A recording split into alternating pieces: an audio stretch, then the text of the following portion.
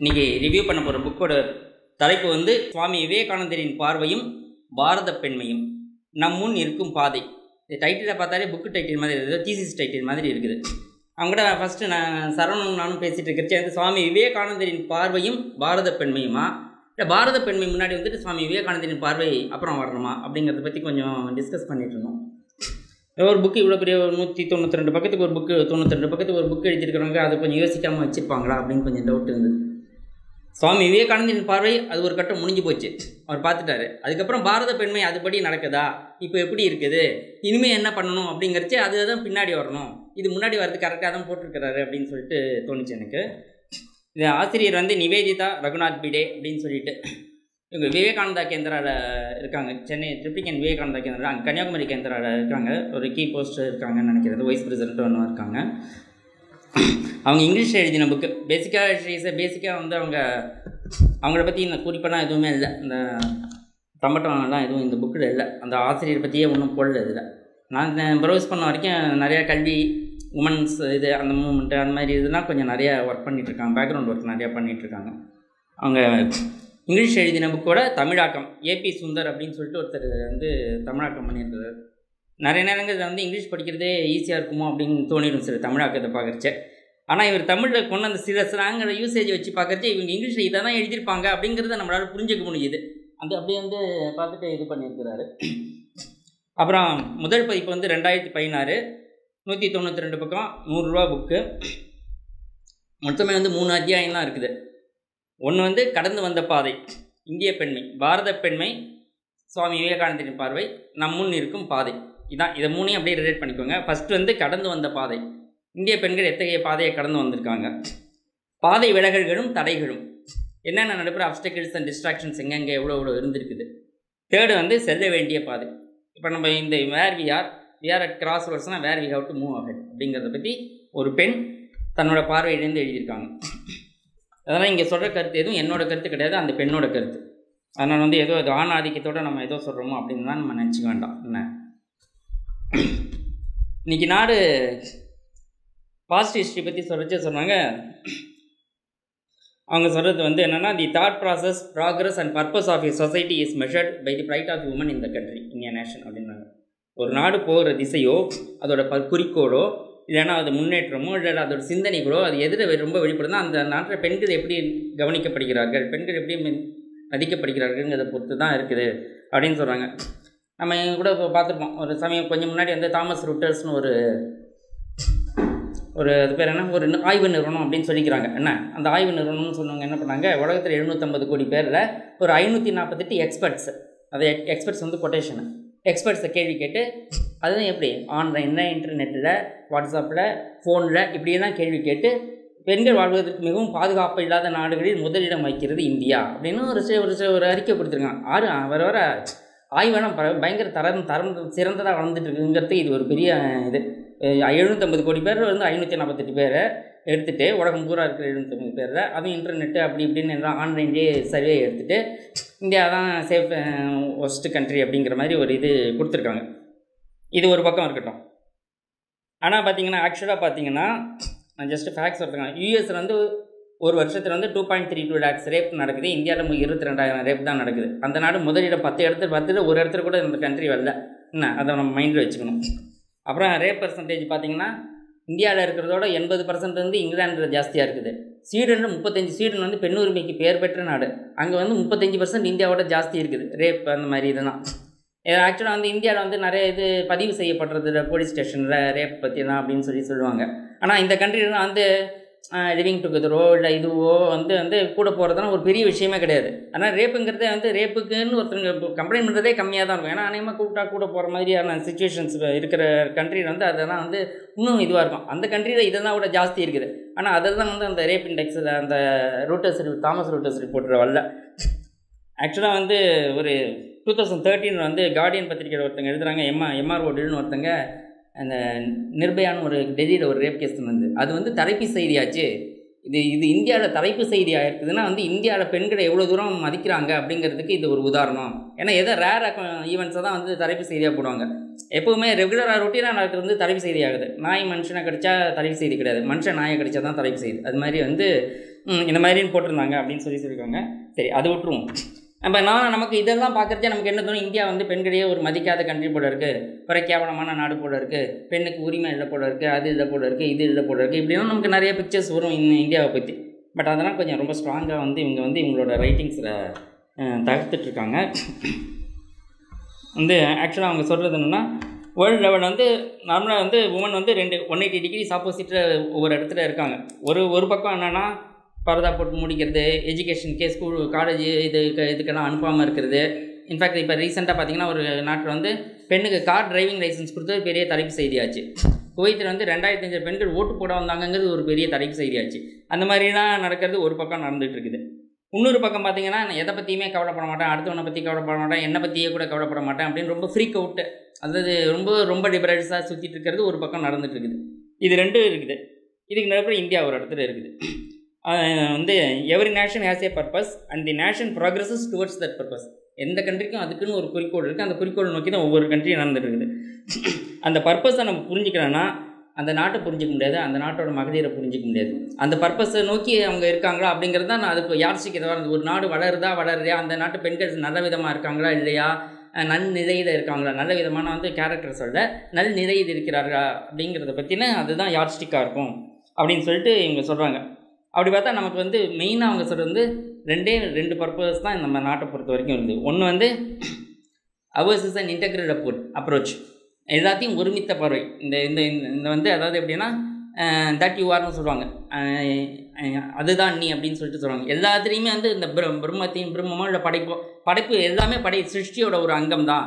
நானும் ஒரு அங்கம், நாயும் ஒரு அங்கம், நீயும் ஒரு அங்கம், அது இது எல்லாமே ஒரு அங்கம் அப்படின்னு பார்க்குறச்சே என்ன மாதிரி தான் மற்றவங்கள பார்க்குறேங்கிறது அதை சார்ந்து இருக்கேன், இல்லை அதை வந்து அதோட தொடர்புடைய தான் இருக்கேன், அதுக்கு உதவிகரமாகவோ இல்லை அதோட கனெக்ட் ஆகிட்டோ ஏதோ ஒரு இதில் வந்து எல்லாமே இணைந்து இருக்கிறது, இன்டெக்ரலாக தான் இருக்குது அப்படிங்கிறது வந்து இந்திய நாட்டோட அப்ரோச். அதுக்கு சொல்கிறது ரொம்ப நல்ல எக்ஸாம்பிள் ஒன்று சொல்லியிருக்காங்க. அதனால் வந்து ஒரு கரு உருவாச்சு வந்து லைஃப் செல்ஸ்லாம் இருக்குது ஒரு தாயோட வயிற்றுக்குள்ளே. அது அப்படியே எவால்வ் ஆகி வர ஸ்டேஜில் வந்து ஒன்று வந்து மூளையாக வரும், மூளை, நரம்பு, அப்புறம் வந்து கிட்னி, இதயம், இப்படின்னு வேறு பார்ட்டாக வந்து உருவாகி வெளியில் வரும். அது அப்படின்னா வராமல் வெறும் ஒரு சதை தொகுப்பை வந்து அதுக்கு பேர் பிண்டம்னு பேர். அது வந்து குழந்தை கிடையாது அது ஆக்சுவலாக.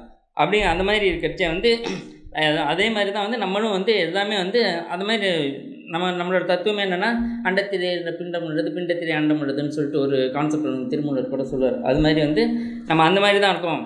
இதில் வந்துட்டு ஒன்று வந்துட்டு இதயம் வந்துட்டு என்னடா இது கை வந்து நைட்டு பூரா வேலை செய்ய மாட்டேங்குது, நம்ம ஒன்றும் வேலை செய்யாமல் இருந்தால் என்ன அப்படின்னு இதையும் யோசிக்க முடியாது. அதே மாதிரி மூடை இந்த இது ஜஸ்ட் 10% தான் மொத்தமே ஒர்க் பண்ணுது, நம்ம மட்டும் 100% ஒர்க் பண்ண வேண்டியிருக்கேன், நம்ம சும்மா ஒரு 7% ஒர்க் பண்ணலாம், நம்ம என்ன 20% ஒர்க் பண்ணணும்னா இதையும் நினச்சிதுன்னா வந்து டேமேஜ் ஆகிடும்.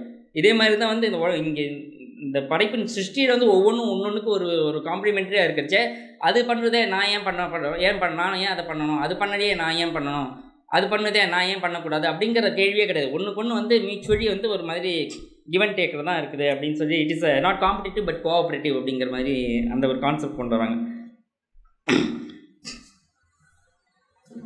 அப்புறம் விவேகானந்தர் சொல்கிற ஒரு கீ பாயிண்ட் என்ன,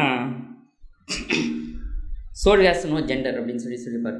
ஆன்மாவுக்கு வந்து இந்த பால் பேதம் கிடையாது, ஆண் பெண்ணு செக்ஸ் பேதம் கிடையாது அப்படின்பார். அது ஆண் பெண்ணுலாம் கிடையாது அப்படின்னு சொல்லியிருப்பார். அதனால தான் அவர் திரும்ப சொல்லிச்சு, அவர் சொல்கிற சோல் பற்றி சொல்லிச்சு தான் each soul is potentially divine, stand up and express the divinity within you அப்படின்னு சொல்கிறார். ஒவ்வொரு ஆன்மாவுக்கும் தெய்வீகத்தன்மை இருக்கிறது, அதை வெளிப்படுத்து அப்படின்னு சொல்கிறார். நார்மலாக வந்து உமன் பற்றி நம்ம சொல்லிச்சு என்ன சொல்லுவோம்னா, உமன் ஆர் வீக்கர் செக்ஸ் அப்படின்னு சொல்லி பரவலாக பேசப்படுறது. என்னென்னா வந்து பரவலாக பேசப்படுறது நான் சொல்லலை, பரவலாக பேசப்படுறது வீக்கர் செக்ஸ் அப்படின்னு சொல்லிட்டு. உமன் வந்து நார்மலாக வீக்கர் செக்ஸ் கிடையாது, softer sex. Softness is strength, weakness is defect. நம்ம அது ரெண்டுக்கான டிஸ்டிங்ஷன் வந்து எனக்கு தெரிஞ்சு பாதி லேடிஸும் புரிஞ்சுக்கிற, ஜென்ஸும் சுத்தமாகவே புரிஞ்சுக்கிற அப்படின்னு தான் தோணுது நிறைய நேரத்தில். இது என்னோட கருத்து. வந்து சாஃப்ட் செக்ஸ்னாலே சாஃப்ட் பவர். நம்ம இந்தியா கூட இப்போ பார்த்தா ஒரு சாஃப்ட் பவர்னு சொல்லிட்டு இருக்கோம் கம்ப்யூட்டர் டெக்னாலஜி வச்சுட்டு. இந்தியாவோட பவரே சாஃப்ட் பவர்னா இந்தியாவோட உமன் பவர்னால தான் இந்தியா வந்து இவ்வளோ ஒரு நல்ல ஒரு நிலையில் இருக்குது இன்றைக்கிங்கிறதுக்கு அஃப்கோர்ஸ் போக அது ப்ரூவ் பண்ணிட்டு வராங்க. நான் அதை சொல்கிறேன் அப்படின்ட்டு. சாஃப்ட் பவர் மட்டும் இல்லை, சப்டில் பவர். மென்மையான பவர் மட்டும் இல்லை, நுட்பமான பவரும் கூட அது. அண்ட் சப்ஸ்டான்ஷியல் பவர் சட்டிலாக இருக்குது, வெளியில் தெரியாதனாலேயே வந்து அது வந்து ரொம்ப எஃபெக்ட் இல்லாத பவர் அப்படிங்கிறது கிடையாது. நான் விவேகானந்தர் இன்னொரு எக்ஸாம்பிள் சொல்லுவார்.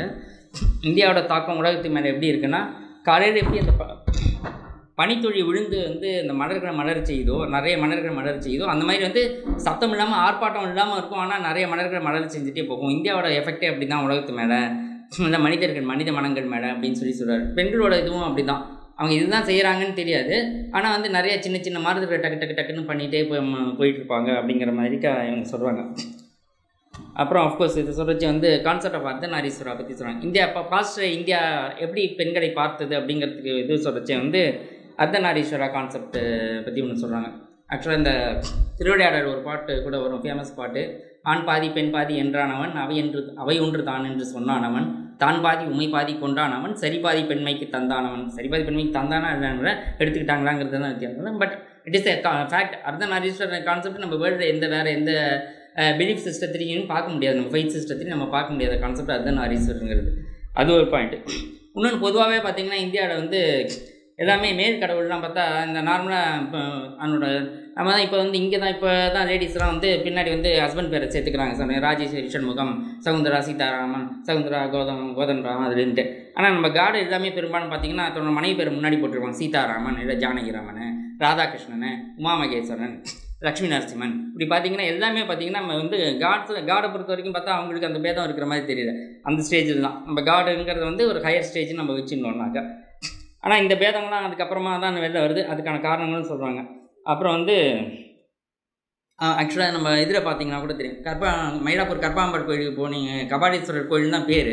ஆனால் உள்ளே போட்டுருக்கிறது பார்த்திங்கன்னா கர்ப்பகாம்பாள் உடனுரை கபாலீஸ்வரர் திருக்கோயில்னு போட்டிருக்கோம். அதே மாதிரி மதுரையில் போனீங்கன்னா மதுரையில் கேட்கவே வேணாம், மீனாட்சி அம்மன் உடனுரை சொக்கநாதர் ஆலயம் அப்படிங்கிற மாதிரி போட்டுருவாங்க. அதனால் வந்து இது ஏதோ உடனுரையினால தான் அவருக்கு பெருமை, அவராக அங்கே இருக்கிறதுனால வந்து பெருமை கிடையாது. அது வந்து இதெல்லாம் சட்டு தான் வந்து எலிமெண்ட்டில் நமக்கு முடிச்சுங்க. ஒன்று இன்டெகிரேட் அப்ரோச் இந்தியாவோட பர்பஸ்ஸு, ரெண்டாவது பர்பஸ் வந்து தர்மத்தை நிலைநாட்டுறது எதாக இருந்தாலும். அதனால தான் வந்து தர்மம், அர்த்தம், காமம், மோட்சம் அப்படிங்கிற ஒரு கான்செப்ட் சொல்லுவாங்க. தர்மத்தின் வழி அதாவது அறவழி நின்று, அர்த்தம்னா எக்கனாமிக்ஸு பொருளீட்டுறது, அப்புறம் காமம் ஆசைகள் விருப்பங்களும் கூட வந்து அறவழியிலேயே இருக்கணும். அதீதமாக ஆசைப்பட்டு வந்து எதையாவது எப்படினாலும் நம்ம சம்பாதிக்கணும், எப்படினாலாவது பொருள் சேர்க்கணும் அப்படிங்கிற மாதிரி இருக்கக்கூடாது. அப்புறம் மோட்சம் வீடு பேர் கூட அதன் மூலமாக தான் அறவழியில் தான் அடையணும் அப்படிங்கிற மாதிரிக்கா சொல்லுவாங்க. ஆக்சுவலாக நம்ம திருவள்ளுவர் கூட அப்படி தான் அறம் பொருள் வீடு அப்படின்னு சொல்லிட்டு அந்த அத்தியாயத்தை பிரிச்சதே அப்படி தான் பிரிச்சிருப்பார். இது வந்து அறம் பொருள் வீடுன்னு 3 இதுவாக பிரிச்சிருப்பார். அவர்கிட்ட கூட அப்புறம் அதில் ஒருத்தங்க டவுட்டு கேட்டாங்க, ஏன் அவர் வந்து அறம்பொருள் இன்பம்னு பிரிச்சிருப்பார். அவர் ஏன் இதை பற்றி சொல்லவே இல்லை, ஏன்னா அறவழியில் வந்து பொருளும் இன்பம் தான் வீடு பேர் தானாக கிடச்சிடும், அதனால தான் அவர் அதை விட்டுட்டார் அப்படின்னு சொல்லுவாங்க ஆக்சுவலாக. அந்த ஒன்று. அப்புறம் விவேகானந்தர் சொல்கிறது ஒரு கொட்டேஷன் அப்படியே அந்த புக்கில் இருந்து படிக்கிறேன். ரொம்ப ஃபாஸ்ட்டாக இருக்கா? எப்படி ஃபாலோ பண்ணுறது கஷ்டமாக இருக்கிறாலும் ஃபாஸ்ட்டாக இருக்கா?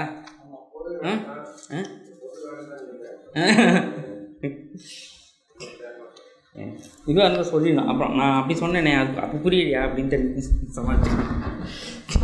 இந்தியாவின் லட்சிய பெண் தாய், முதலிலும் தாய், பார்த்து படிக்கிறது அப்படி தான், முடிவிலும் தாய், தாயே பெண் என்ற முடிவிலும் தாயே பெண் என்ற சொல்லே ஒரு இந்தியன் மனக்கண் முன் தாயை தான் கொண்டு வந்து நிறுத்துகிறது. கடவுளையே தாய் என்று நாங்கள் கூறுகிறோம். மேற்கிலோ பெண் என்றால் மனைவி. பெண்மையின் லட்சியம் இங்கு மனைவியில் குவிந்துள்ளது. இந்தியாவில் உள்ள சாதாரண மனிதனுக்கோ பெண்மை லட்சியம் தாய்மையில் குவிந்திருக்கிறது. பெண் என்பவள் உடலோடு மட்டும் இணைத்து பார்க்கப்பட வேண்டிய பொருளா? ஐயோ, உடலும் ஒன்றாக வேண்டும் என்பது போன்ற கருத்துக்களை கண்டு இந்தியா உள்ளம் அஞ்சுகிறது. இல்லை பெண்ணே, உடலோடு சம்பந்தப்பட்ட எதனுடனும் உன்னை இணைத்துக் கொள்ளாதே. பெண் என்றாலே புனிதம் என்பது என்றென்றைக்கும் சொல்லப்பட்டு விட்டது. ஒருபோதும் காமம் நெருங்க முடியாததாக, சிற்றின்பம் ஒருபோதும் தொட முடியாததாக தாய் என்ற சொல்லை தவிர வேறு எது உள்ளது? அதுதான் இந்தியாவின் லட்சியம் அப்படின்னு விவேகானந்தர் சொல்கிறான்னு சொல்லிட்டு அவர் கொட்டேஷன் போட்டிருக்காங்க. அவன் சொல்லியிருக்காரு. ஞானதீபம் அதிலலாம் ரெஃபரன்ஸ் எல்லாம் போட்டிருக்காங்க வந்து. அப்புறம் வினோபாஜியோட ஒரு கருத்து சொல்கிறாங்க. வினோபாஜியின் கருத்துப்படி ஆண் பெண் இரு பாலருக்குமே தாய்மை என்பது ஒரு மிகப்பெரிய மரியாதைக்குரிய இடமாகும். பெண்ணானவள் அதை இயற்கையாகவே அடைகிறாள். ஆனால் ஆணானவன் அதற்கு கடினமாக முயற்சி செய்ய வேண்டியுள்ளது. பெண்ணானவள் இயற்கையாகவே தாயின் குணங்கள் கொண்டிருப்பதால் அவள் தனது வீட்டின் 4 சுவர்களுக்குள்ளேயே குழந்தைகளுடனேயே தன் எதையை வரையறுத்துக் கொள்ள வேண்டும் என்பது பொருளில்லை. ஏனெனில் இந்தியா வசுதேவ குடும்பகம் என்ற கொள்கையை பரப்பி வருகிறது. அதான் உலகம் பூரா நம்மளோட குடும்பம் அப்படிங்கிறது. அதான் ஜஸ்ட் உமனுக்கு வந்து இந்த உமன் என்ன சொல்கிறது, தாய்மைன்னு என்ன சொல்கிறது, மதர்னஸ்ன்னு வச்சுக்கலாமா என்ன ஒன்று, அது வந்து உலகம் பூராத்துக்கும் காப்பாற்ற வல்லுது அப்படிங்கிற மாதிரி அங்கே எடுத்துகிட்டு வராங்க. அந்த தன்மை இருக்கிறது.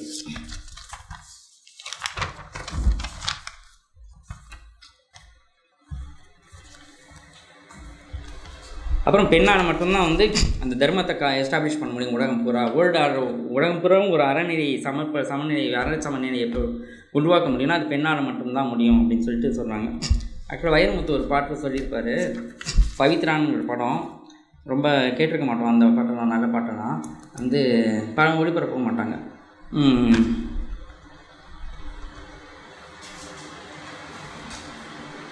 உயிரும் நீயே உணர்வும் நீயே அப்படின்னு சொல்லிட்டு ஒரு பாட்டு அதில் வரும். விண்ணை படைத்தான் மண்ணை படைத்தான், நான் பாடினா கேவலமாக இருக்கும் அதனால் படிக்கிறேன். காற்றும் மழையும் ஒளியும் படைத்தான், பூமிக்கு அதனால் நிம்மதி இல்லை, சாமி தவித்தான் தாயை படைத்தான் அப்படின்ட்டு வரும். அந்த லைன் வந்து ரொம்ப பியூட்டிஃபுல்லான வரி. உலகத்தில் இருக்கிறதெல்லாம் படைச்சிட்டு பார்த்தா மனுஷன் வந்து இது அதுவான அடைஞ்சின்னு கிடக்கிறான், எதுனாலும் நிம்மதியே இல்லாமல் தெரிஞ்சுட்டு இருக்கான். என்னடா பண்ணுறது, அதை காம்ப்ரமைஸ் பண்ணுறதுக்கு அதெல்லாம் சரி பண்ணுறதுக்குன்னு பார்த்தான்.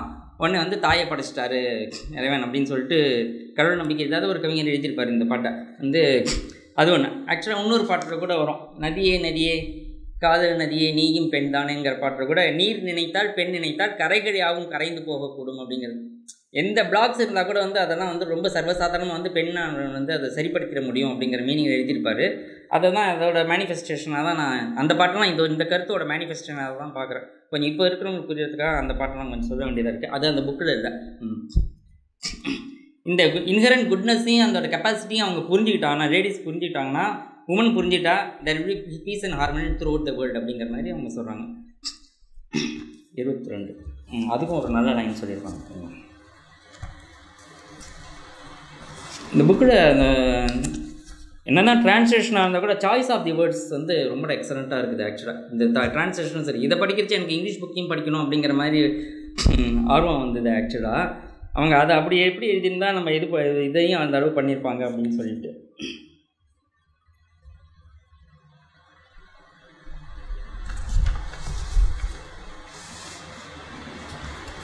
அப்புறம் யக்ஞவல்கியர் தெரிஞ்சிருக்கோம், வேதங்களை தொகுத்தவர் யக்ஞவல்கியர்னு சொல்லுவாங்க. அவர் பெண்ணை பற்றி என்ன சொல்கிறாரு அப்படின்னு சொல்லிட்டு சொல்கிறாங்க. யக்ஞவல்கியர் பெண்களை இந்த பூமியில் உள்ள அனைத்து தெய்வீக நற்குணங்களின் வெளித்தோற்றமாகவே மிகவும் பாராட்டி அழைக்கிறார். சோமன், அதாவது கடவுள்னு வச்சுக்கோங்க, அவர்களுக்குன்னா பெண்களுக்கு தூய்மையையும் கந்தர்வர்கள் இனிய பேச்சையும் அக்னி பூர்ணமான களங்கமற்ற தன்மையையும் தருவதன் மூலம் மொத்தத்தில் பெண்கள் எப்பொழுதும் பரிசுத்தமானவர்களாக உள்ளார்கள் என்று அவர் கூறுகிறார். வேதகால பெண்களின் மீதான இப்படிப்பட்ட புரிந்துணர்வின் காரணமாக அவர்கள் சமுதாய வாழ்க்கையில் எந்த பணியை வேண்டுமானாலும் செய்வதற்கு அல்லது ஆன்மீக வாழ்க்கை மிக உயர்ந்த லட்சியத்தை அடைவதற்கு முழு சுதந்திரத்தை பெற்றிருந்தார்கள் அப்படின்னு சொல்கிறார். அதுக்கு எக்ஸாம்பிள்லாம் நிறையா சொல்கிறாங்க. அது மாதிரி இப்போ நார்மலாக இப்போலாம் பேசுகிறாங்கல்ல, வேதத்தை மந்திரம் ஓடுறதுக்கெலாம் பெண்களுக்கு இது கிடையாது அது கிடையாது, தடை வச்சுருக்காங்க, பெண்களை ஒதுக்கி வச்சாங்க அப்படி இப்படின்லாம் நம்ம இப்போ நிறைய சொல்லிகிட்ருக்கோம். அதுக்கெல்லாம் அதெல்லாம் கவுண்டர் பண்ணுவாங்க. ஆண்கள் மற்றும் பெண்கள் இருவருமே வேத மந்திரிகளின் தீர்க்கதரிசிகளாய் உள்ளனர். ரிக்வேத மந்திரங்களின் தீர்க்கதரிசியை நாம் பின்வரும் பெண் ரிஷிகாக்களை பார்க்கிறோம்னு சொல்லிட்டு ஒரு 10-15 பேர் கொடுத்துருவாங்க. இந்திரமாத்ரா, இந்திராணி, அதிதி, சூர்யா, சாவித்ரி, கார்கியெல்லாம் நமக்கு தெரிஞ்சிருக்கும். இவங்க யக்ஞவல்கியர் ஒய்ஃப் மைத்ரேயி அவங்க பேரும் தெரிஞ்சிருக்கும்.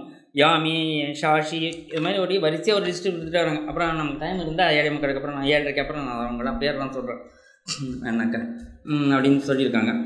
அடுத்தது வந்து காப்பியங்கள் எல்லாத்துலேயுமே பார்த்திங்கன்னா பிரதான ஹீரோ ஜென்ட்டாக இருந்தால் கூட பேக்ரவுண்ட் ஹீரோயின் வந்து பெண்ணாக தான் இருக்காங்க.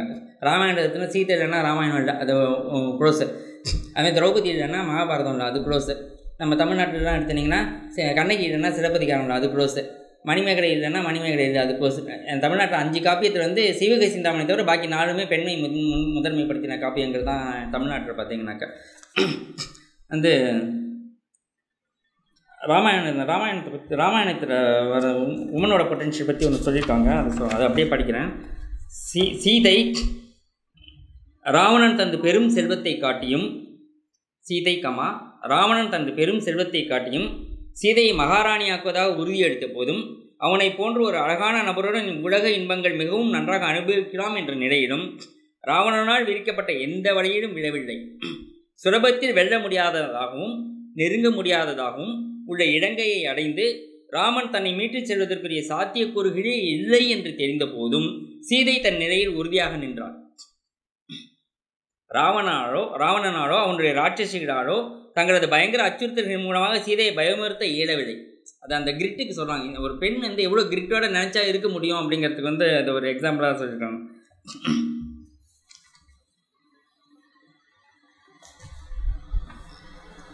அப்புறம் விவேகானந்தர் சீத்தையை பற்றி சொல்லியிருக்காரு. அது கூட ரொம்ப பியூட்டிஃபுல்லாக இருக்குது. அது சீதை இணையற்றவள், இனி அதை போல ஒரு பாத்திரத்தை படைக்க முடியாது என்னும்படி அவள் படைக்கப்பட்டுள்ளாள். உண்மையான இந்திய பெண்மை வளர்க்கப்பட வேண்டிய அச்சு அவள். இந்தியாவில் ஏதாவது ஒரு பொண்ணுன்னா அந்த சீத்தையோட மொழியில் இருக்கணும் அப்படிங்கிற மாதிரி அவர் சொல்கிறார். ஏனெனில் பூர்ண பெண்மை என்பதன் இந்திய லட்சியங்கள் அனைத்தும் அந்த ஒரு சீத்தையின் வாழ்க்கையிலிருந்தே தோன்றி இருக்கின்றன. நமது புராணங்கள் எல்லாம் மறையலாம், வேதங்கள் கூட அழிந்து போகலாம், நமது சமஸ்கிருத மொழி ஒரே அடியாக அழிந்து போகலாம். ஆனால் இந்த நாட்டில் 5 இந்தியர்கள் உயிர் வாழ்ந்தாலும் கூட, அவர்கள் கொச்சை மொழி பேசினாலும் கூட அங்கு சீதையின் கதை இருக்கவே செய்யும். என் வார்த்தைகளை குறித்துக் கொள்ளுங்கள். அவள் நம் இனத்தின் உயிரோட்டத்தில் ஊடுருவி இருக்கிறாள். இந்திய ஆண் பெண் ஒவ்வொருவரின் ரத்தத்திலும் கலந்திருக்கிறாள். நாம் எல்லாம் சீதையின் குழந்தைகள் அப்படின்னு சொல்லி விவேகானந்தர் சொல்கிறார். அதை இங்கே ரெஃபரன்ஸுக்கு கொண்டு வராங்க. அப்புறம் அதுக்கப்புறம் லிஸ்ட் ஆஃப் உமன் பர்ஃபார்மன்ஸ், அது ஒரு 38ஆம் பக்கத்துலேருந்து 41ஆம் பக்கம் வரைக்கும் வேறு இடத்துல எங்கெல்லாம் எக்ஸல் ஆனாங்க அப்படிங்கிறத சொல்லியிருக்காங்க. அதெல்லாம் நம்ம 7:30 அப்புறம் டைம் தான் பார்க்கலாம். சும்மா 2-3 எக்ஸாம்பிள் மட்டும் சொல்கிறேன். கதசப்தபதி அப்படிங்கிறது உமன் பொயட்ஸ் பற்றி சொல்லியிருக்காங்களாம். பொயட் விஜயரங்காங்கிறவங்க சரஸ்வதி ஸ்வரூபமானவள் அப்படிங்கிறத அவங்களோட கவிப்புடமை வச்சு அவங்களுக்கு அந்த பட்டம் கொடுத்துருக்காங்க, சரஸ்வதி ஸ்வரூபமானவள்னு. ஷானாவதின்னு பெங்காலில் ஒரு இவங்க அஸ்ட்ரானமிலாம் தெரிஞ்சு வச்சுருக்காங்க அப்படின்னு சொல்லியிருக்காங்க. இதெல்லாம் அந்த 5-4 அந்த நூற்றாண்டு தான் இது. அப்புறம் சந்திரகுப்தரோட ஆர்மியில் உமன் ஃபோர்ஸ் இருந்தாங்க அப்படின்னு சொல்லி பதிவு பண்ணுறாங்க. அப்புறம் ருத்ரமா, காக்கத்திய பேரரசர் ருத்ரமாங்கிறது எப்படி ஆட்சி பண்ணுறாங்க, செம்மையாக ஆட்சி பண்ணாங்க அப்படிங்கிறது மார்க்கோவோட குறிப்பு எழுதியிருக்கிறாரு, நோட்ஸ் எழுதியிருக்கிறாரு அப்படின்னு சொல்லி சொல்கிறாங்க. இதெல்லாம் ஜஸ்ட்டு அதே மாதிரி இன்னொரு 38-41 சொன்னால் அப்புறம் 48-50 இது மாதிரி அச்சீவர்ஸ் பற்றி கொடுத்துருக்காங்க. இதெல்லாம் பின்னாடி வந்தது. மதுரவாணின்னு ஒரு கவிஞர், ஆந்திரா கவிஞர் ராமாயணத்தை லோக்கல் லாங்குவேஜில் மொழிபெயர்த்திருக்காங்க. அது இன்னமும் கூட ஸ்கூல்லலாம் பாடமாக இருக்குது அப்படின்னு சொல்லி சொல்கிறாங்க. அப்புறம் சந்திரபிரபான்னு கச்சார குயின், அப்புறம் விஜயநகரை சேர்ந்த கங்காதேவி, இவங்கெல்லாம் சான்ஸ்கிரிட்லையும் பயங்கர டேலண்டடாக இருந்திருக்காங்க அந்த குயின்லாம் அப்படின்னு சொல்லி சொல்கிறாங்க. அப்புறம் குவாலியர் குயின் மிருகநாயனா, சந்திரகலாதேவி, ரூபமதி, இவங்கெல்லாம் புது ராகங்கள்லாம் கம்போஸ் பண்ணியிருக்காங்க. இசையில் ராகங்கள் கம்போஸ் பண்ணியிருக்காங்க. அப்புறம் மீராபாய், அகாபாய், லால்லா, இவங்கெல்லாம் வேதிக் நாலேஜில் பயங்கர சிறந்து விளங்கியிருக்காங்க அப்படின்னு சொல்லி இவங்க சொல்கிறாங்க.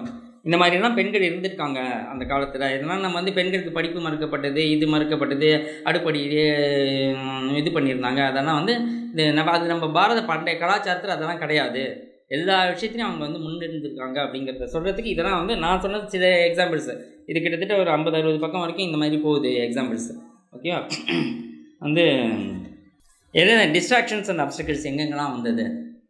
நம்ம ஒரு நம்ம மேன்மையான பெண்கள் ஒரு மேன்மையான நிலையில் இருக்காங்க இந்தியாவில், எல்லாத்துலேயும் சிறந்து விளங்கிட்டு இருக்காங்க. இப்போ பெரும்பாலும் புகழுக்கு தமிழ்நாட்டில் ஆஃப்கோர்ஸ் ஔவையார், காரைக்கால் அம்மையார் அவங்கெல்லாமும் சொல்கிறாங்க. இந்த மாதிரி நிறையா சிறந்த கவிஞர்களாக இருக்கட்டும், இதுவாக இருக்கட்டும், அவங்கெல்லாமும் வந்திருக்காங்க அப்படின்னு சொல்லிட்டு நமக்கு தெரிஞ்ச பேருனால அதெல்லாம் விட்டேன். என்ன தமிழின விரோதின்னு இப்போ எதாவது பிராண்ட் பண்ணிடாதீங்க அது மாதிரிலாம். பட் இவ்வளோலாம் சிறப்பாக சீரும் சிறப்புமாக ஆல் த்ரூ இந்தியா இருந்தவங்க இப்போ திரும்ப எங்கே எதனால் திரும்ப வேறு மாதிரி ஒரு நிலை தோன்றுது, ஒரு நடுப்புற ஒரு மந்தமான நிலை தோன்றுதுங்கிறது ஃபேக்ட்டு. ஏன் அப்படிங்கிறத கொஞ்சம் ஆராய பறித்து எங்கெல்லாம் பாதை விலகலும் தடைகளும் ரொம்ப அழகாக பியூட்டிஃபுல்லாக இது பண்ணிருக்காங்க. நம்ம ஒரு பாத்திரம் வந்துகிட்டே இருக்கோம், திரும்ப ட்ராக் டிரைவர் ஆகி போகிறோம். ஏன் அங்கே போகிறோம் வேறு இடத்துல?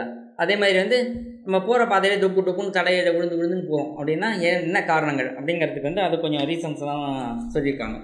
ஃபஸ்ட்டு ரீசன் நார்மலாகவே ஒரு செழிப்போடு இருக்கிறச்சே ஒரு மெத்தனம் நமக்கு சேரும்.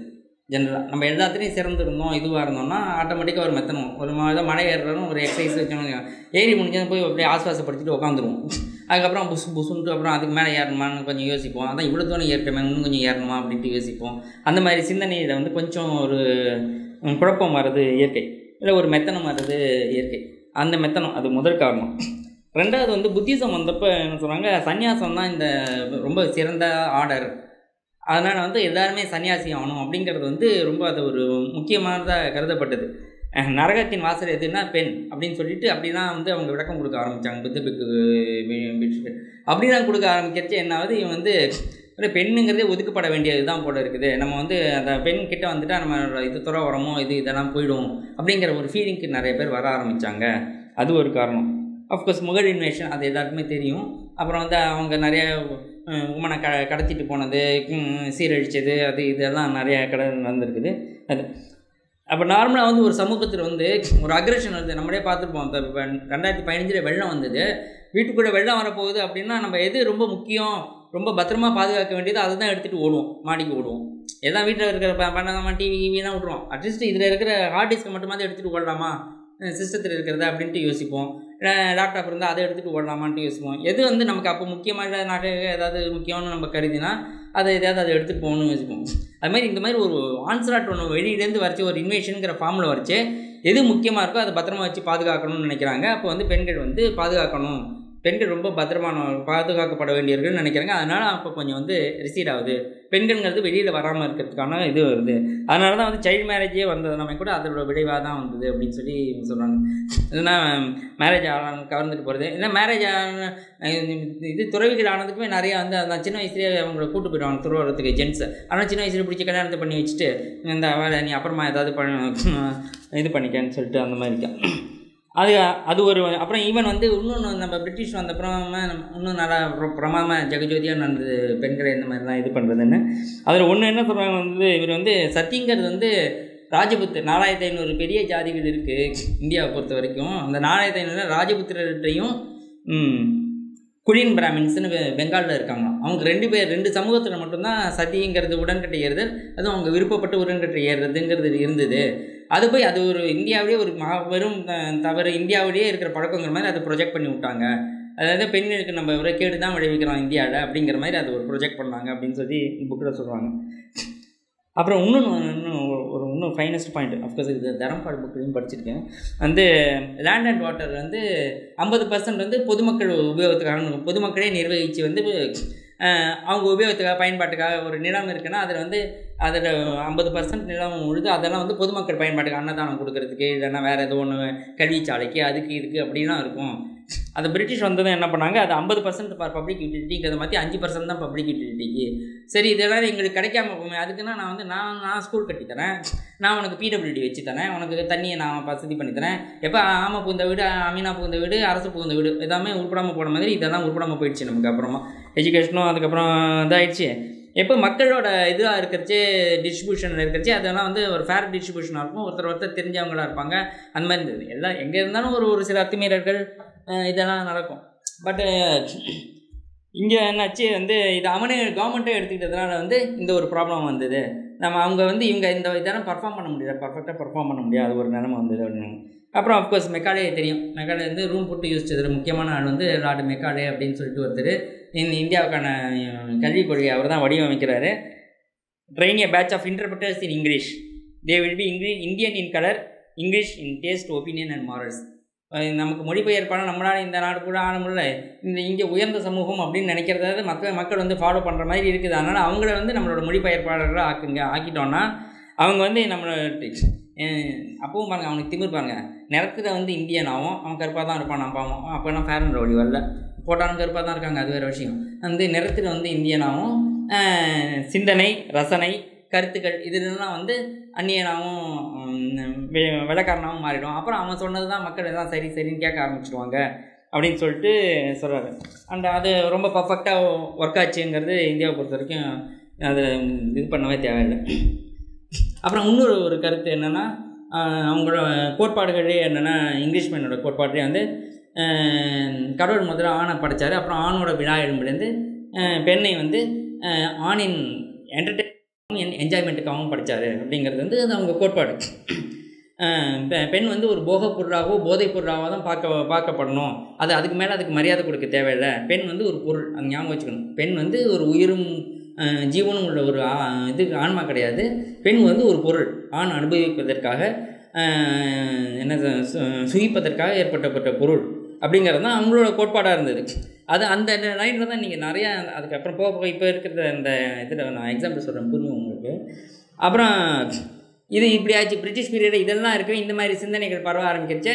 அப்புறம் பிரிட்டிஷ் போகிறாங்க, நம்ம இந்தியர்கள் வராங்க. இந்தியர்கள் வரவங்களும் வந்து பெரும்பாலும் ஆட்சியில் இருந்தவங்க பியூரோக்ராட்ஸ் அவங்க இவங்கன்னு பார்த்தீங்கன்னா இந்த இங்கிலீஷ் எஜுகேட்டடாகவே நிறைய பேர் இருந்ததால் என்னாச்சு அவங்க சிந்தனையும் அதை ஒட்டி தான் இருக்குதே ஒழிய நம்ம இந்திய நாட்டை சிந்தனையாக வந்து அவங்களது எவ்வாறு வாழ அப்படிங்கிற மாதிரி அது ஒன்று வருது. அப்புறம் பெண்களுக்குள்ளே என்ன வருதுன்னா வந்து நம்ம முன்னேறணும் அப்படின்னா நம்ம உரிமைக்காக போராடினா தான் நம்ம முன்னேற முடியும்.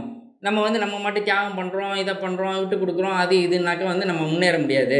நம்ம நம்மளோட தனிப்பட்ட முறையில் முன்னேறணும் அப்படின்னா முதல் சமூக முன்னேற்றம், தேச முன்னேற்றம், குடும்ப முன்னேற்றம் அப்படிங்கிற ஒரு பெரிய ஒரு விருட்சத்தை வளர்க்கணுங்கிற இது போய் இப்போ நான் இத்தினோண்டு ஒரு பிள்ளை நான் வளர்ந்தாலும் நான் வளர்ந்தேன் போதும் அப்படிங்கிற மாதிரி வந்து நான் வளரணும், ஆனால் அதுதான் இம்பார்ட்டண்ட்டு அப்படிங்கிற மாதிரி வந்து அப்படி ஒரு கான்செப்ட் வருது. அப்படியே நீ ப்ராக்ரஸ் ஆகணுன்னா you have to fight for your rights. உரிமைக்காக போராடிட்டே இருந்தால் தான் நீ வந்து முன்னேறுவேன். இல்லைன்னா நீ எங்கேயோ அடிமையாக கிடப்ப, இல்லைன்னா யாருக்காக சேவகம் பண்ணிட்டு கிடப்ப, நீ என்ன குடும்பம் மாதிரி ஏதாவது நீ முன்னேறதை பாரு அப்படின்னு சொல்லி அந்த மாதிரி ஒரு ஃப்ரேம் ஆஃப் மைண்ட் வருது. இது ஏன்னா அது வந்து இந்தியாவுக்கும் வெஸ்டர்ன் கண்ட்ரீஸ்க்கும் நிறைய டிஃப்ரென்சஸ் இருக்குது அப்படின்னு சொல்கிறார். Western countries have to fight for the rights because அங்கே ரிலீஜியஸ் டிஸ்பாரிட்டிஸ் இருந்தது. ஆக்சுவலாக ஒரு காலகட்டத்தில் பார்த்தா பெண்கள்லாம் வந்து சூனியக்காரிகள் போட்டு கொத்தாக கொன்னதெல்லாம் நடந்திருக்குது வெஸ்ட்டில். அது ஒன்று, அதை எதிர்த்து போராட வேண்டியதாக இருக்குது.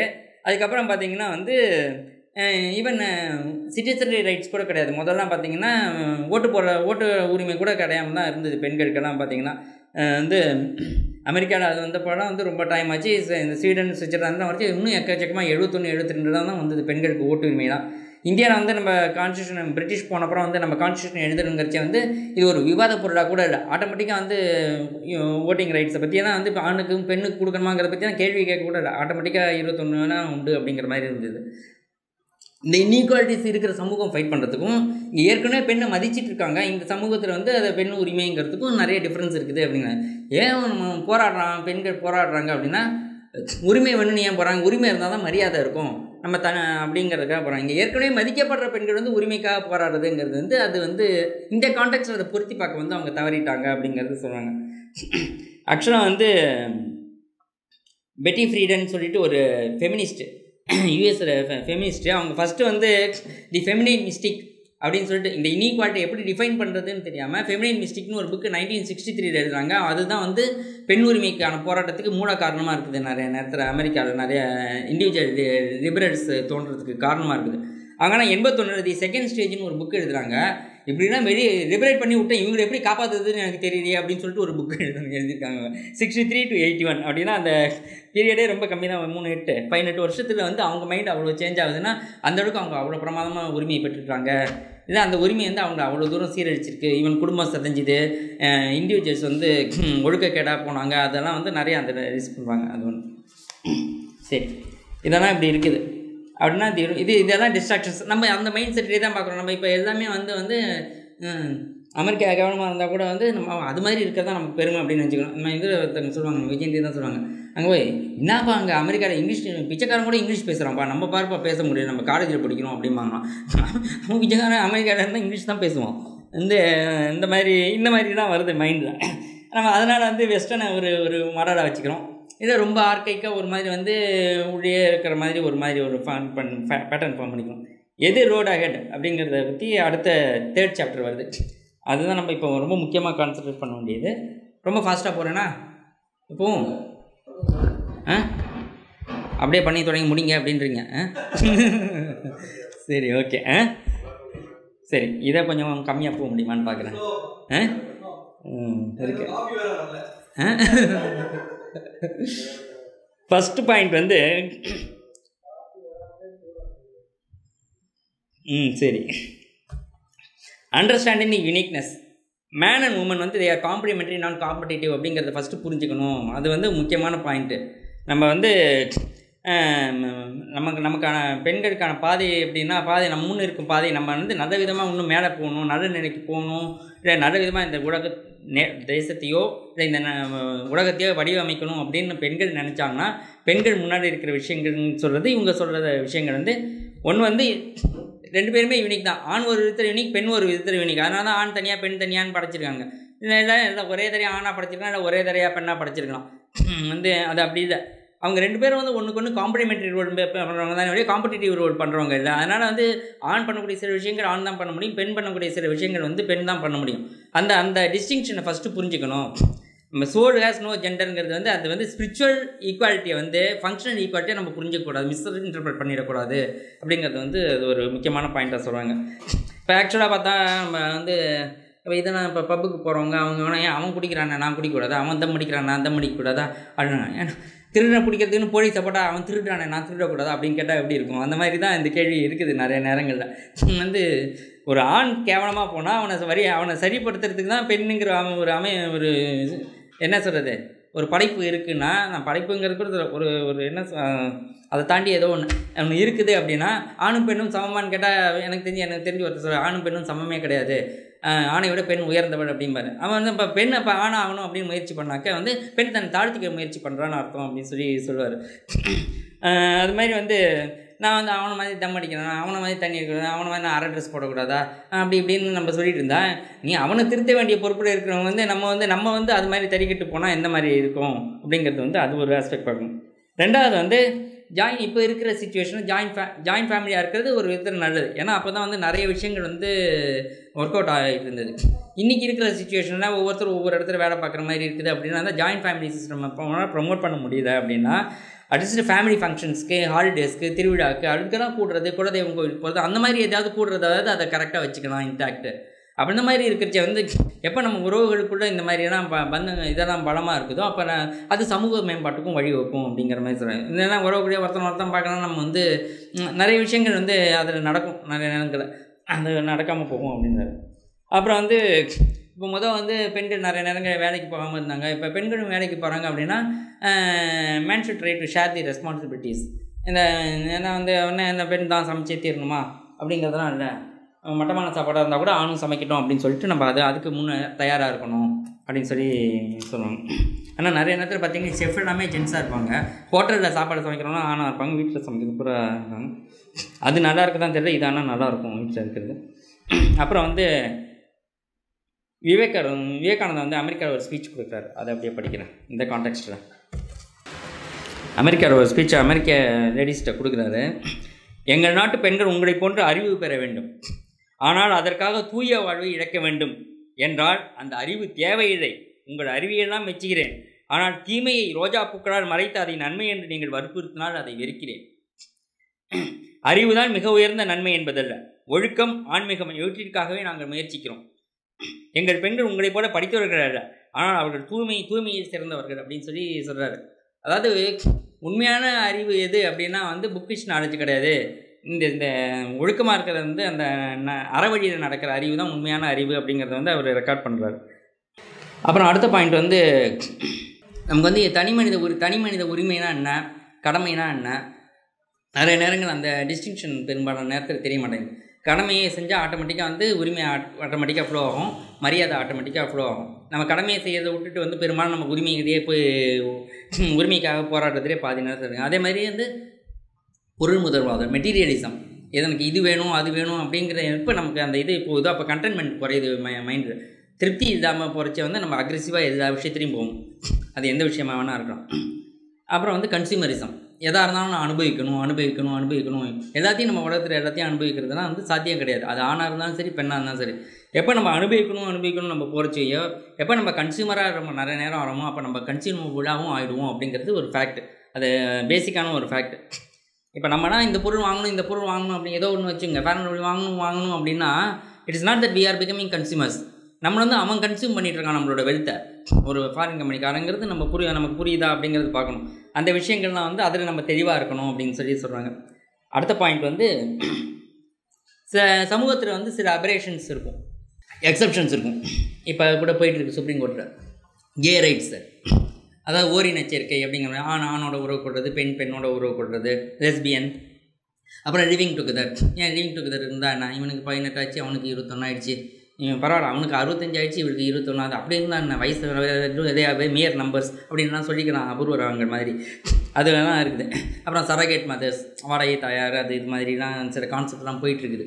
அதெல்லாம் வந்து எக்ஸப்ஷனல் கேசஸில் வந்து வேறு வழி இல்லாமல் சில பேர் இன்வால்வ் ஆனாங்கன்னா நம்ம அதை போய் நம்ம நிறைய நேரம் அதை க்ளோரிஃபை பண்ணிட்டு அதுதான் என்னோடய ரைட்டு அப்படிங்கிற மாதிரி எடுத்து அதை பண்ண தேவையில்லை அப்படிங்கிற மாதிரி இவங்க சொல்கிறாங்க. இதெல்லாம் வந்து நம்மளை வந்து ஒழுக்கக்கேட்டுக்கும் வந்து அதெல்லாம் சில வந்து மனோவியாதிகள் அதை வந்து நம்ம ஹேண்டில் பண்ணுமே தவிர அதை க்ளோரிஃபை பண்ணக்கூடாது அப்படிங்கிற மாதிரி இவங்க சொல்கிறாங்க. அப்புறம் விவேகானந்தர் திரும்ப வர்றாரு. அங்கங்கே விவேகானந்தர் தொட்டு இவங்க கருத்தை நிறையா சொல்லியிருக்காங்க என்று அவர் சொன்ன மாதிரி அப்படின்னு சொல்லிட்டு நம்ம சொல்லுவோம்ல, அவர் சொல்லியிருக்கவே மாட்டார். இதனால விவேகானந்தர் சொல்லியிருக்காரு, ஆதிபராசக்தியின் தோற்றங்களான பெண்களை இப்போதேனும் உயர்வு பெற செய்யவில்லை என்றால் உங்களுக்கு வேறு என்ன வழிதான் உள்ளது அப்படின்னு சொல்லி விவேகானந்தர் கேட்குற மாதிரி சொல்கிறாங்க. தன்னை தெய்வீகத்தன்மை வாய்ந்தவளாகவும் பெருந்தன்மை உடையவளாகவும் பெண் உணராவிட்டால் தன் கருவில் இருக்கும் குழந்தைக்கும் அவள் தெய்வீகத்தன்மைக்கும் பெருந்தன்மையும் உணர்ச்சியாக ஊட்ட முடியாது. நமது நெறிமுறையில் நாம் நடிந்திருந்த காலத்திலும் அவளுடைய பங்கு மிகவும் முக்கியத்துவம் வாய்ந்ததாக இருந்தது. மேலும் அதுவே மனித சமுதாயத்தை கருணையிடம் காப்பாற்றியது என்றும் கூறலாம் அப்படின்னு சொல்லிட்டு அவங்களோட ரோலை ரேடியஸ் பண்ணணும், பெண்களே தன்னோட ரோலை ரேடியஸ் பண்ணணும் அப்படிங்கிறது வந்து ஒரு முக்கியமான பாயிண்ட்டாக சொல்கிறாங்க. ஆக்சுவலாக விவேகானந்தர் இன்னொரு பாயிண்ட் கூட சொல்கிறார், woman is the visible manifestation of God அப்படின்னு சொல்லிட்டு சொல்கிறார். கண்ணுக்கு போடப்படுகின்ற தெய்வம் பெண் அப்படின்னு சொல்லிட்டு சொல்கிறார். அது வந்து இந்த மஸ்காரா போட்டுட்ருக்கிற ஐப்ரோவை பார்த்தோ இல்லைன்னா வந்து ஃபேர் அண்ட் லவ்லி போட்டுட்ருக்கிற மூஞ்சியை பார்த்தோ இல்லைன்னா வேறு ஏதாவது போட்டு ப்ரூச் போட்டுருக்கிற ஏதோ ஒன்று பார்த்தோ அதை பார்த்தோ இதை பார்த்தோ இல்லை ஆல் கிளியர் போட்டு கூந்தலை பார்த்தோன்னா நிச்சயமாக சொல்லியிருக்க மாட்டார் எப்படி நாக்கணும். ஆனால் நம்மளோட தாட்ஸ் எங்கே போகுது பெரும்பாலான நேரத்தில் அப்படிங்கிறது வந்து பார்க்க வேண்டியதாக இருக்குது. இப்போ கூட பார்த்திங்கன்னா எப்போ நம்ம பாடி கான்ஷியஸாக ஆகிறோமோ அப்போ வந்து ஸ்பிரிச்சுவல் கான்ஷியஸ் குறைஞ்சி போகும். நமக்கு எப்போ உடலை பற்றி சிந்திக்கிறோமோ அப்போ உயர் நோக்கங்களை பற்றி சிந்தனை வந்து நமக்கு கம்மியாகிட்டே போகும். அப்படிங்கிறதே நம்மளோட பொட்டன்ஷியாலிட்டி எங்கேயோ இருக்குது. ஆனால் நம்ம எதை நோக்கி என்ன வேலை பண்ணிகிட்ருக்கோம். நான் வந்து சிங்கமாக இருக்கிற ஆடை போய் நாம் எரி மாதிரி தான் கற்றுவேன் அப்படின்ட்டு இருந்தால் அது எந்த விதத்தில் நமக்கு நியாயமாக இருக்கும் அப்படிங்கிற மாதிரி. இப்போ வந்து ஆனால் சீரியல்ஸு அது இது இப்போ உலகத்தில் நடக்கிற ஈவெண்ட்ஸ் எல்லாம் பார்த்தீங்கன்னாக்கா நேற்று கூட போட்டான் இந்த பெண் இந்த உடற்கட்டு ஏதோ ஒன்று போட்டு டிவியில் போட்டுட்டு இருந்தான். இப்போ பியூட்டி பேஜன்ஸ்லாம் கூட நடக்கும். இப்போ ரீசெண்டாக வந்து கொஞ்சம் நடுப்புற கொஞ்ச நாள் இல்லாமல் இருந்தது. இந்த வாட்டி மனு சில்லர் அப்படிங்கன்னு ஒருத்தவங்க வந்து தேர்ந்தெடுத்திருக்காங்க. இந்தியாக்காரங்க ஒருத்தவங்க வந்து மிஸ் உலக அழகியாக நம்ம தேர்ந்தெடுத்திருக்காங்க.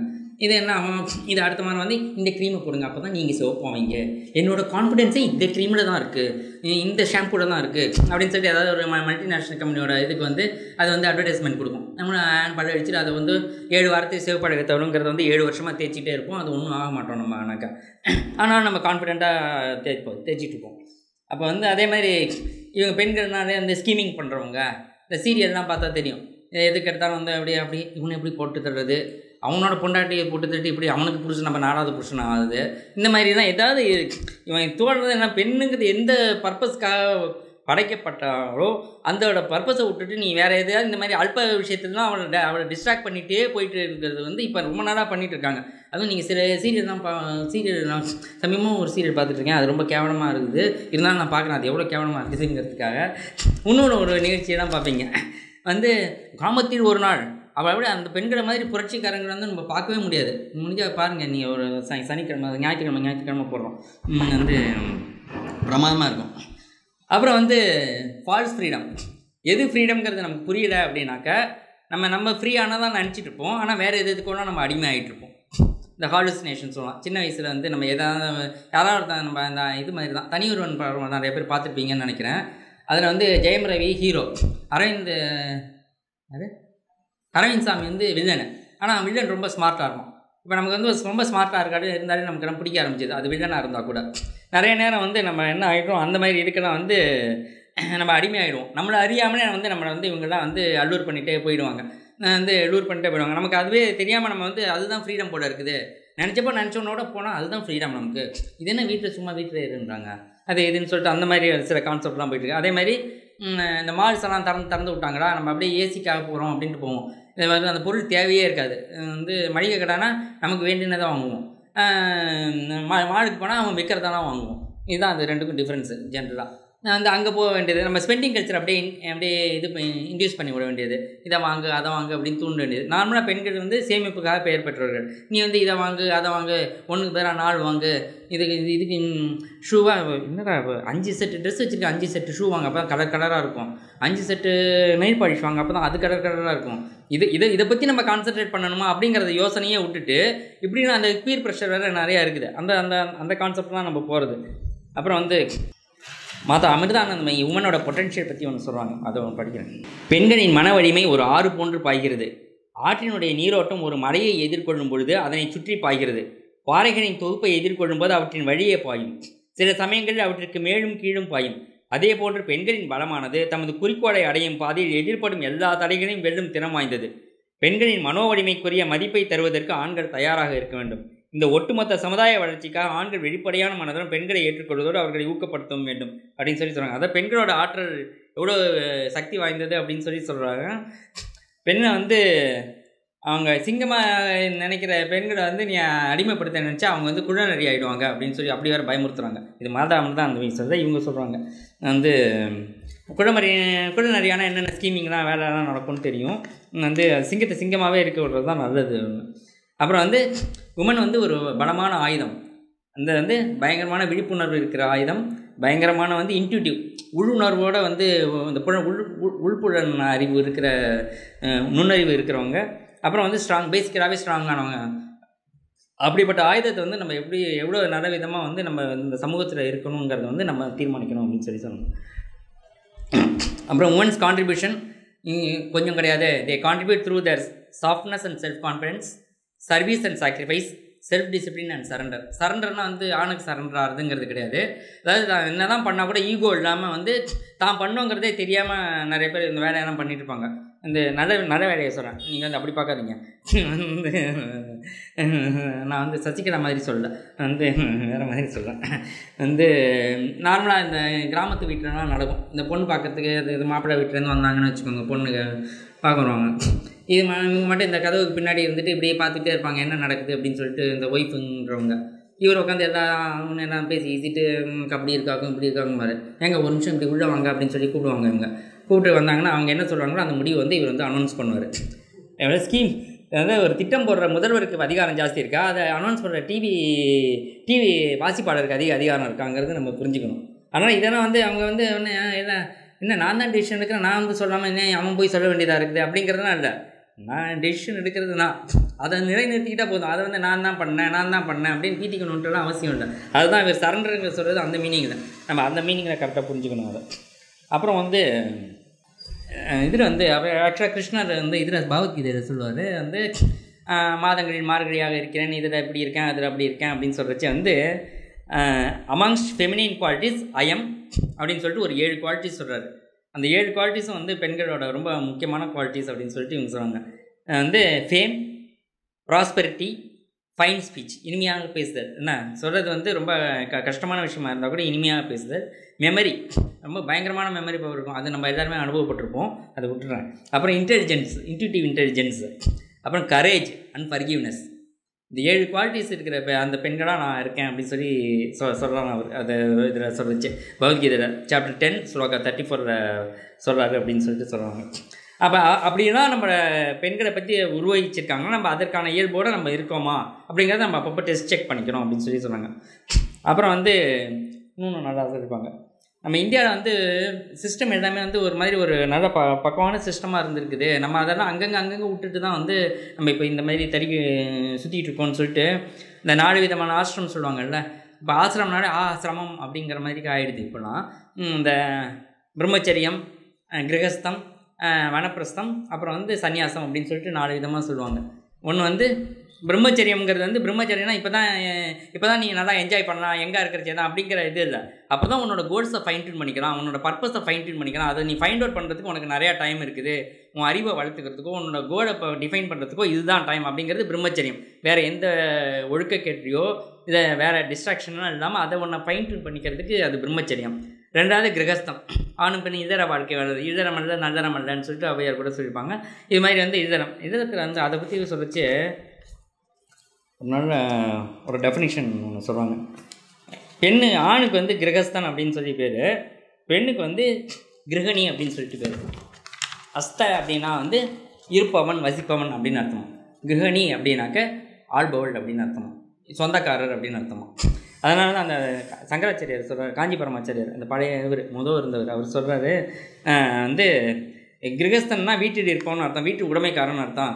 ஆனால் பெண்ணை வந்து கிரகஸ்தின்னு சொல்கிறார், கிரகணி அப்படின்னு சொல்கிறாங்க. கிரகத்தி அப்படின்னா கிரகணி அப்படின்னாக்கா வந்து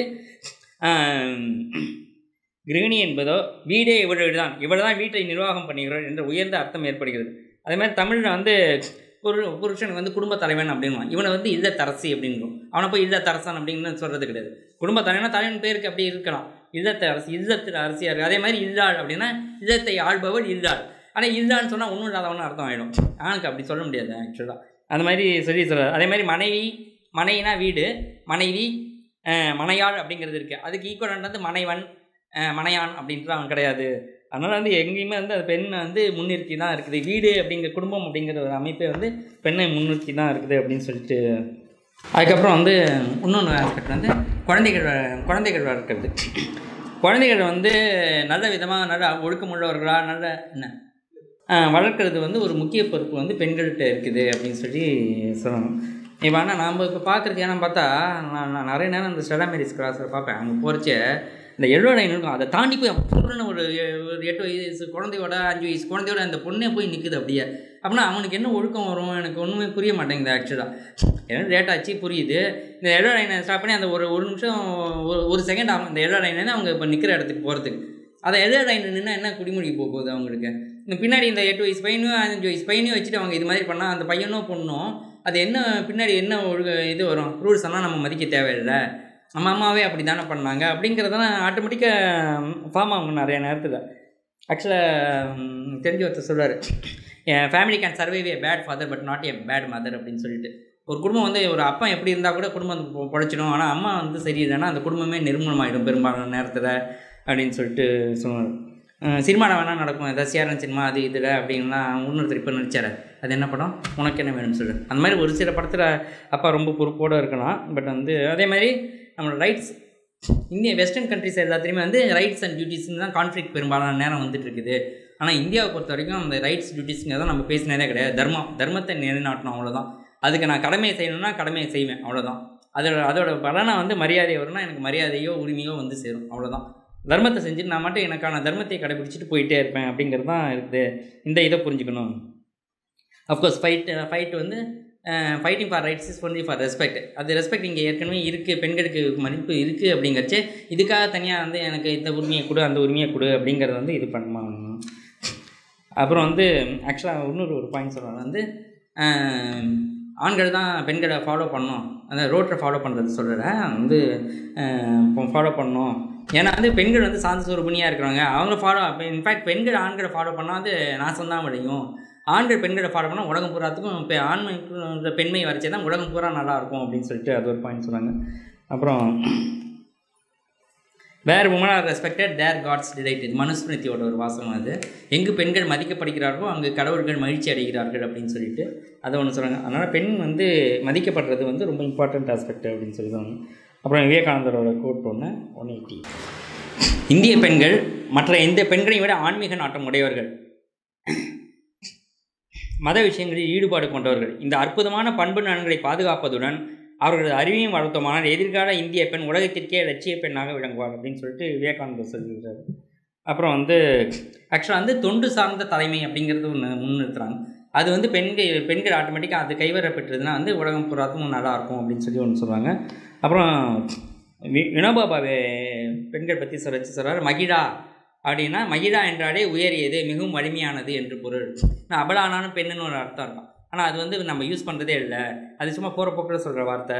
அதே மாதிரி ஸ்திரீ அப்படின்னா பரவுதல் விரிவடைதல்னு அர்த்தம்.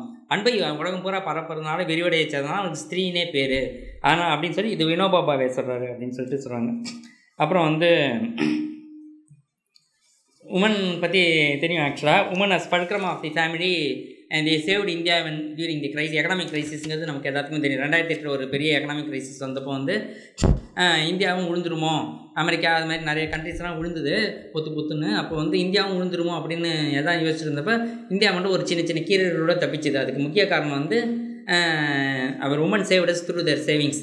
ஒரு 6 லட்சம் கோடி நம்ம பேங்க் டெபாசிட்ஸ் இருந்தது. அந்த சேவிங்ஸ்னால தான் வந்து ஏன்னா ஹவுஸ் ஹோல்டு சேவிங்ஸ் மட்டும் சொல்லலாம், கம்பெனி சேவிங்ஸ் இல்லை, ஹவுஸ் ஹோல்டு சேவிங்ஸ் மட்டும். அதனால தான் வந்து இந்தியா காப்பாற்றப்பட்டது.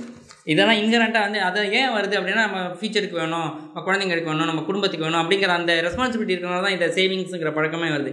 இதெல்லாம் என்னென்னா அது மட்டும் எது எக்கெடு கேட்டால் நான் மட்டும் செலவழிப்பேன், நான் மட்டும் மாடுக்கு போவேன், நான் மட்டும் நினச்சதை பண்ணுவேன் அப்படின்னு தான் அதெல்லாம் வந்திருக்காது.